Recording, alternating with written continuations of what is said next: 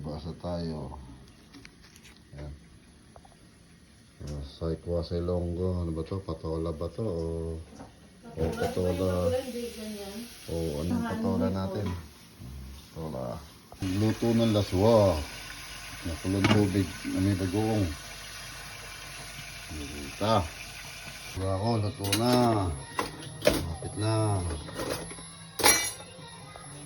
Nandiyan natin ng mushroom. Ano kaya ang pangalan ng mushroom na to? Nandiyan natin ng hipon. Laswang yung grande. Ayan na. Kain na naman. Luto na.